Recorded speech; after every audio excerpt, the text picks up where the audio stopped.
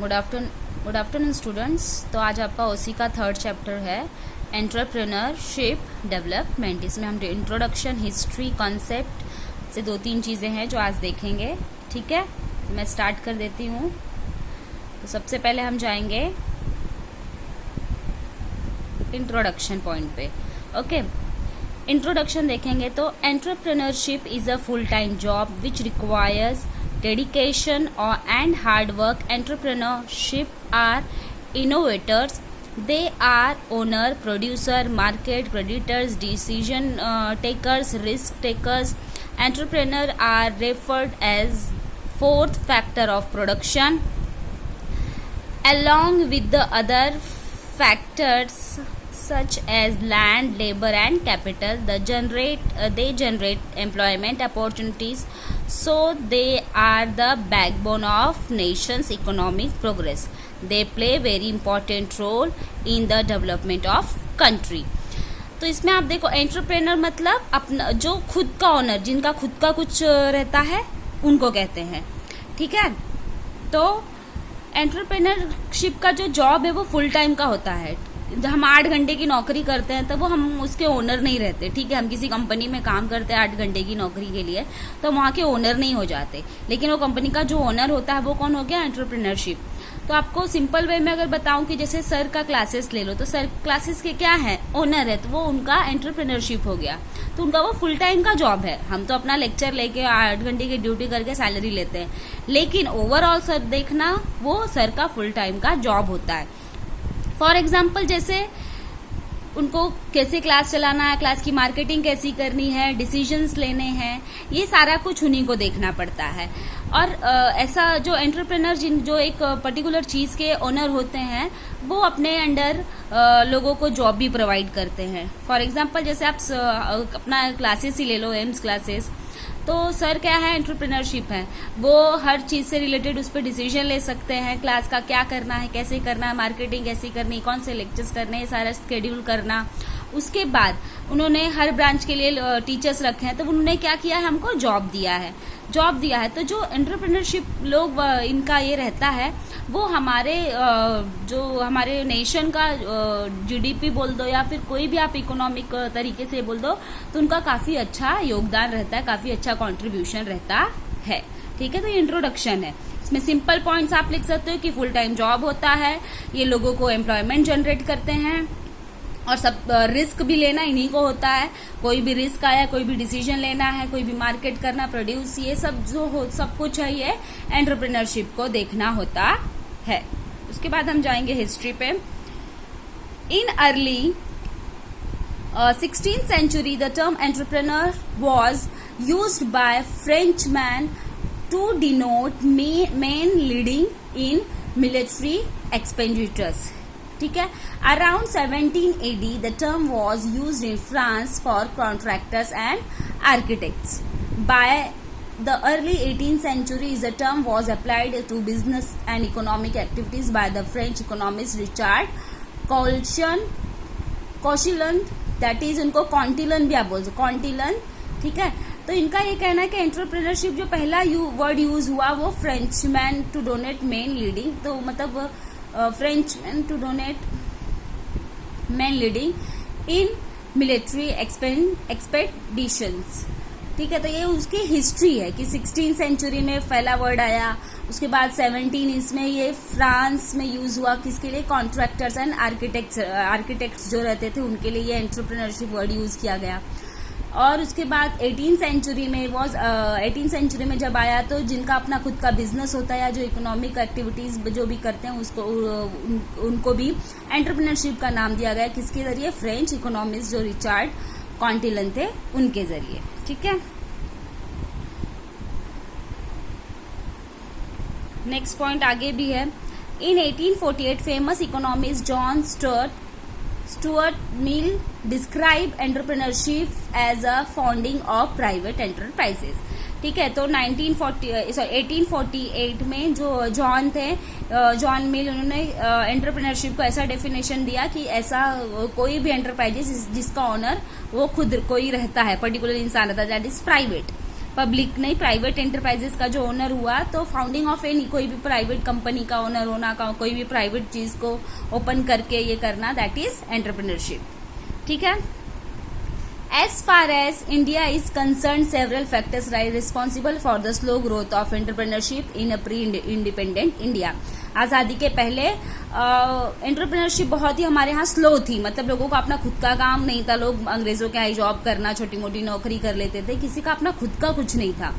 ठीक है। At the time of independence the industrial base to our economy was very poor. ठीक है। तो इंडिपेंडेंस के बाद भी जो हमारे इंडस्ट्रीज वगैरह थे, यहाँ पे जो हमारा इकोनॉमिक बेस था काफी ये था, मतलब एक तो लोग अपना खुद का उनका कुछ था नहीं, नौकरी पेशा लोग थे, तो वो कहाँ से इतना बड़ा कुछ कर संभाल सकते हैं या कहाँ से अपना कुछ ओपन कर सकते हैं जब उनके पास पैसा नहीं होगा। तो उस वजह से इकोनॉमी भी जो थी हमारी बहुत बुरी थी। The industries were facing many difficulties like shortage of raw material, shortage of capital, marketing problems, etc. However, the Indian government is considerably enhancing the ease of doing business. ठीक है। तो ये प्रॉब्लम इसलिए हुआ था क्योंकि ये प्रॉब्लम इसलिए हुआ, मतलब लोगों को, क्योंकि उनको रॉ मटेरियल का शॉर्टेज आने लगा, मार्केटिंग कैपिटल, पैसे का प्रॉब्लम, मार्केटिंग का प्रॉब्लम, इसीलिए वो टाइम पे हमारा इंडियन गवर्नमेंट थोड़ा लो था और हमारी इकोनॉमी लो थी। उसके बाद हम देखेंगे concept. The concept of entrepreneur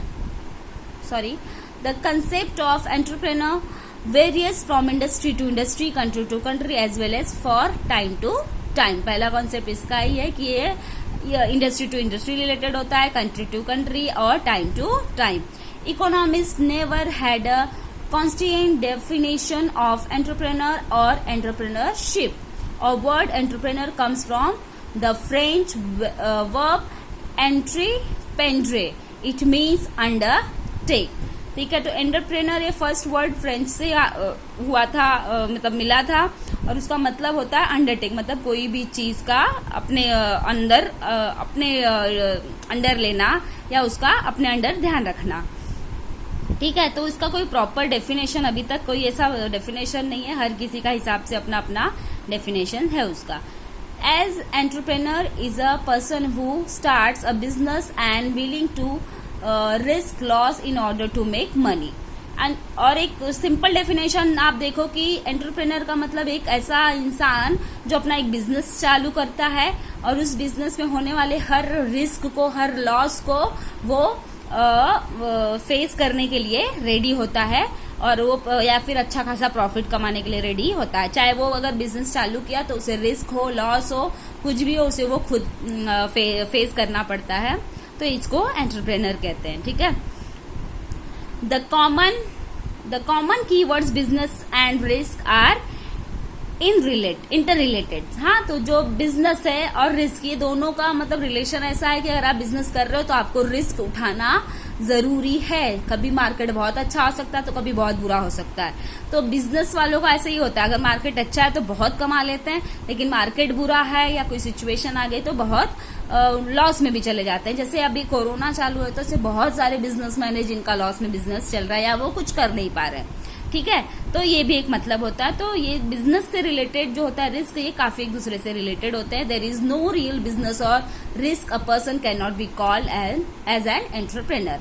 अगर उसका बिजनेस है बट उसका रिस्क नहीं है या रिस्क नहीं है उसके बिजनेस में, ऐसे लोगों को एंटरप्रेन्योर आप नाम नहीं दे सकते, क्योंकि आप अगर बिजनेस कर रहे हो तो रिस्क आपके सामने आएगा और आपको फेस करना पड़ेगा।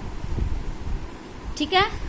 नेक्स्ट देखेंगे नीचे हम, the small businessman who has founded your neighbourhood grocery shop is an entrepreneur. ठीक है।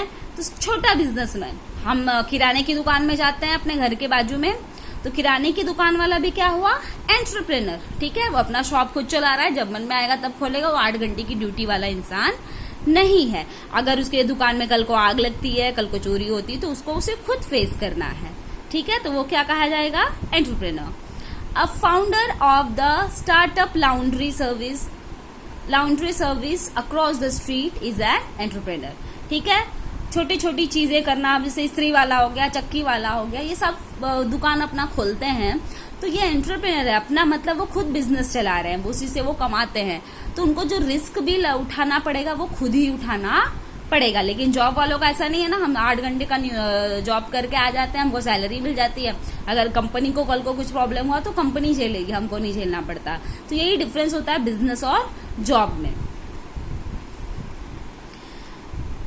Next is the founder of multibillion Reliance company limited with his hightech world leading application is an entrepreneur. Ambani Reliance का owner जो है, दोनों भाई, तो वो दोनों भी क्या है, एंटरप्रेन्योर है। तो उनके यहाँ जो जॉब, उन्होंने बहुत सारी जॉब क्रिएट की लोगों के लिए, राइट, तो जॉब लोग कर रहे हैं, लेकिन कल को रिलायंस कंपनी में कुछ प्रॉब्लम आ जाती है, कुछ तकलीफ हो जाती है, तो वो उसके एम्प्लॉयज नहीं फेस करेंगे, कौन फेस करेगा, अंबानी फेस करेंगे, right. The freelancing plumber who works for himself is unclog your drains and is an entrepreneur. अपने हिसाब से काम करने वाला कोई भी इंसान एंटरप्रेन्योर होता है।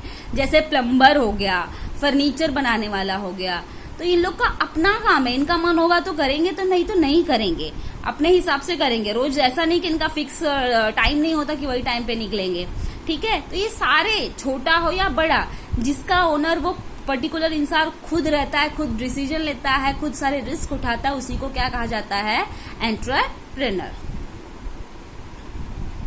Okay. The entrepreneur are passionate to innovate, lead, invent, pioneer with the disruptive product or technology. The size of business, type of work involved, the age or the formal education of the entrepreneur that does not restrict entry of the entrepreneur. Similarly, the labor of success, failure does not matter. अगर आप मतलब business करने वाले बन सकते हो, तो उसमें आपके काम, टाइप ऑफ आपका काम और आपका बिजनेस का साइज आपका ये कराता है। जैसे आपका बड़ा बिजनेस है, आप उसमें अपने बिजनेस में काम कर रहे हो, तो वो ग्रोथ अच्छा करेगा, ठीक है। बाकी उसमें आपका पढ़ाई लिखाई ये सब चीजों का मतलब इतना ये नहीं होता, मतलब कि डिग्री की जरूरत नहीं है।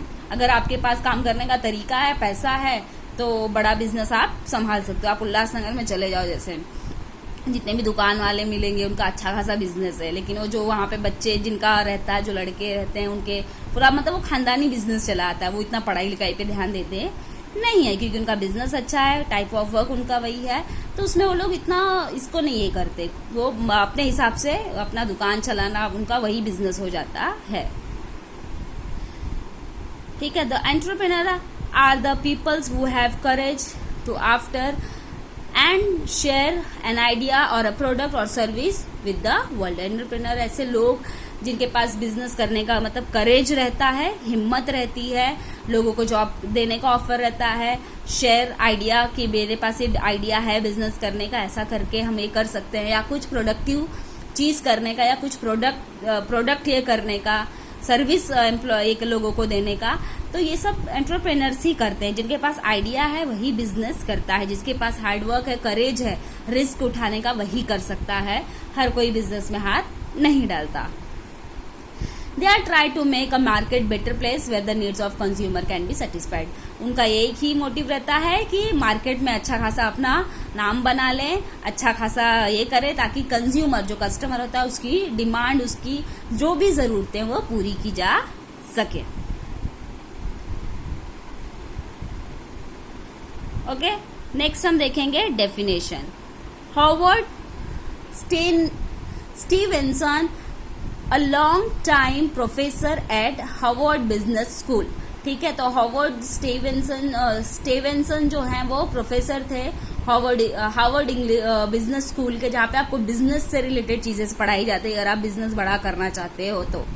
Entrepreneurship is a pursuit the opportunity beyond resources control, ठीक है। तो ये एंटरप्रेन्योरशिप ऐसा है कि ऐसी अपॉर्चुनिटी है कि आप मतलब अगर आपके पास सब कुछ है तो आप बहुत अच्छा उसमें अपना कर सकते हो, आपको कोई भी चीज कंट्रोल नहीं कर सकती। हाँ, कि आपके पास रिसोर्सेस हो नहीं हो उससे आप रुक नहीं सकते, आपके पास बस बोलते ना एक आइडिया अच्छा है तो आप उस चीज को ला के आप उस अच्छा खासा उसमें पैसा सब कुछ की जरूरत होती है, लेकिन एक बोलते हैं ना अच्छा दिमाग, अच्छा स्मार्टनेस, अच्छा दिमाग, अच्छा आइडिया है जिसको आप पूरी तरह से आप श्योर हो कि किया तो ये चल सकता है, ये ज्यादा जरूरी होता है। वेबसेटर डिक्शनरी गिव्स अस डेफिनेशन।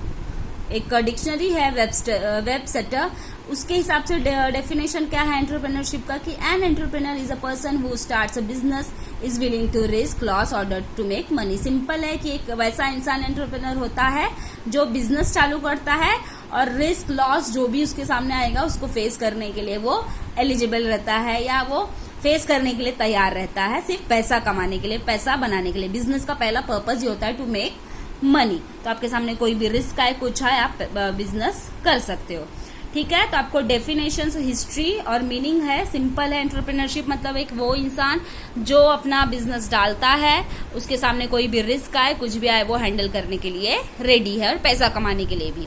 तो चाहे वो कोई भी हो, छोटा ग्रोसरी शॉप वाला हो वो भी एंटरप्रेन्योर है, ठेले वाला ले लो आप, ठेले वो लोग चलाते हैं जो वो अपने मर्जी के मालिक, उनका नहीं मन किया आज ठेला निकालने का तो नहीं निकालेंगे, वो भी एंटरप्रेन्योरशिप है। वो पर्टिकुलर हर इंसान एंटरप्रेन्योर है जो अपना खुद डिसीजन लेता है, अपना मार्केटिंग खुद ये करता है और अपने बिजनेस आइडियाज की वजह से लोगों को भी जॉब देता है, लोगों को भी एम्प्लॉयमेंट देता है। तो बहुत तरीके के एंटरप्रेन्योरशिप होते हैं, ठीक है। आज के लिए इतना ही है।